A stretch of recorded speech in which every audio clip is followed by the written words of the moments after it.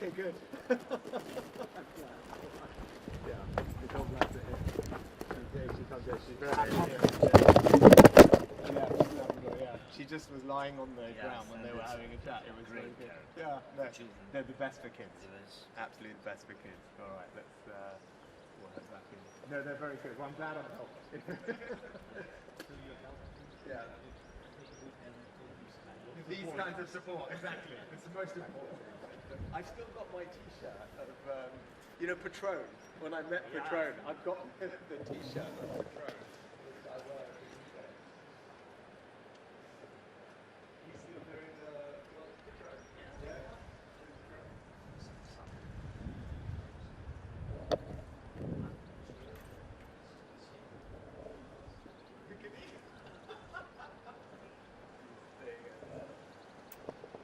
Very nice, right?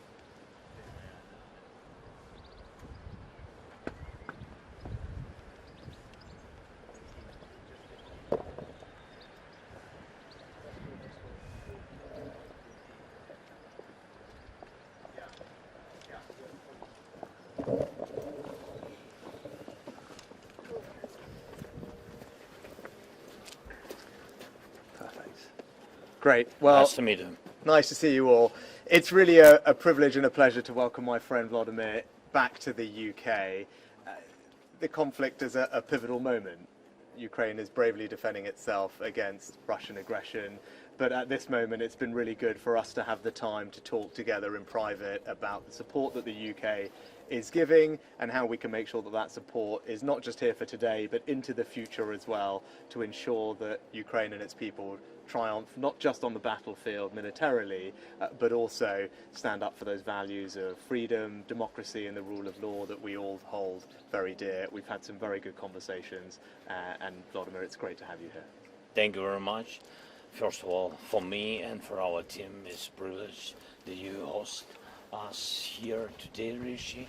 And thank you, especially you and your government for supporting us. Really, at this moment, like you said, the moment of challenges, the moment for us, for our society, our people, especially for our soldiers, moment is tough, difficult, but anyway, we need success, and I'm happy that in this way we are in way of preparing very important counteroffensive steps. You are with us, together with us, all Great Britain, you and your government. It's very important. So thank you very much for all support. Of course, with all this best attitude to our people from your people, but of course we concentrate on military support, and thank you very much for this package that you prepared. Great, huge, really what can save the lives for our people. Thank you so much. Well, thanks, Volodymyr.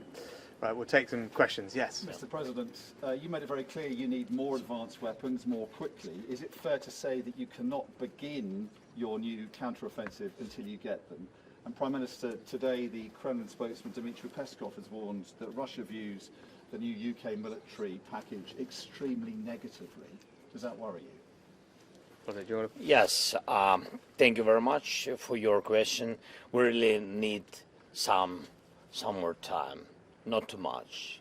We'll be ready, in some time. I want to be very honest with you. I can't share with you some days. I just don't want to prepare, not for our friends. There are no secrets from our friends, but there are some secrets from our neighbors. That's why we have to prepare, and I'm here not only because of this support, but of course including this support it will help us to be more strong, but also to thank you to your people, to government. It's very, very important now when some countries, not all of the world, but some countries are near with us from first days of full-scale war, and I'm thankful that Great Britain is one of these countries.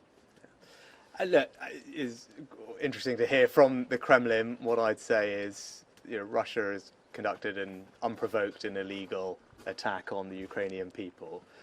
It is carrying out horrific war crimes, something Volodymyr and I have been speaking about, just awful treatment of its citizens.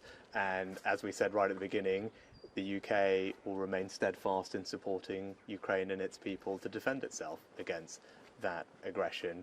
When Volodymyr was last here some months ago, I talked then about the provision of long-range weapons because of the capability that they would offer. I'm pleased we're the first country to be able to do that, and I'm pleased that they will make a difference to the defence of Ukraine, and we will keep providing support, as you've seen today, with long-range offensive drones, for example, more anti-aircraft, and there will be further support to come, and that's what we've been talking about today. But I think it's important for the Kremlin to also know that we're not going away. Right? We are here for the long term. We remain steadfast in wanting to defend Ukraine, not just now to reclaim its rightful territory, but also to ensure that Ukraine has the means to defend itself into the future as well. And that's another topic of conversation that we've had today, is about the security arrangements that we should put in place amongst allied countries for Ukraine for the long term to ensure that it can defend itself and provide effective deterrence against future Russian aggression. President Zelenskyy, when you were last in the UK, you made a plea for Western fighter jets. How are negotiations going? And Prime Minister, where does the UK stand on that matter? Thank you very much. Today we spoke about the jets, very important topic for us, because we can't control the sky, you know it. So I think you know everything deeply, because we're real partners.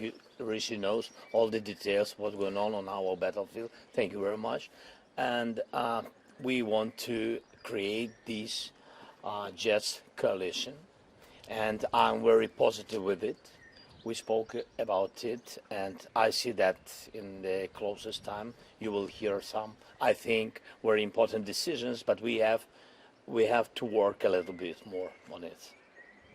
Yes, look, we are going to be a key part of the coalition of countries that provides that support to Volodymyr and Ukraine. Now, it is not a straightforward thing, as Volodymyr and I have been discussing, to build up that fighter combat aircraft capability. It's not just the provision of planes, it's also the training of pilots and all the logistics to go alongside that. Now, the UK can play a big part of that. One thing we will be doing, starting actually relatively soon, is training of Ukrainian pilots, and that's something that we've discussed today. We're ready to implement those plans in relatively short order, which will mean that we're training Ukrainian citizens to become absolutely combat-ready aircraft pilots, and particularly whether it comes to NATO tactics as well, because that's an important part of the long-term relationship between our countries. So we've had very good productive discussions on that today. Other countries are involved. I'm talking to those leaders. I'll be doing more of that this week in my international engagement, and we're very keen to build that coalition of countries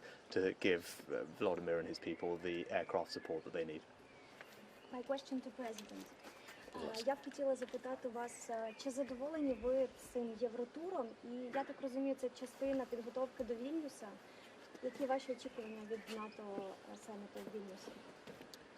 Дуже дякую. Пріоритет був наші наступальні дії. Я дуже задоволений нашими досягненнями і домовленостями. І дуже дякую, Ріші дуже дякую.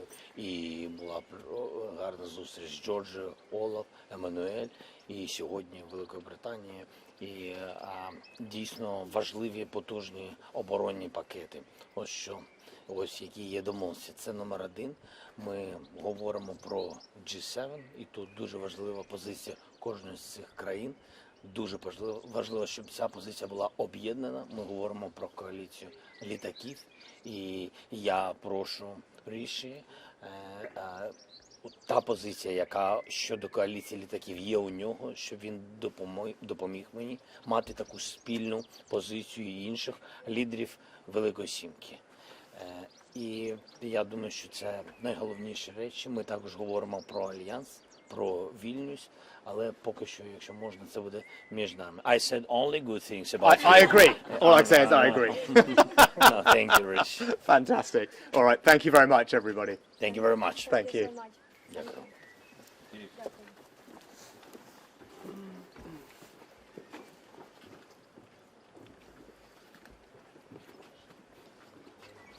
I think it's working again.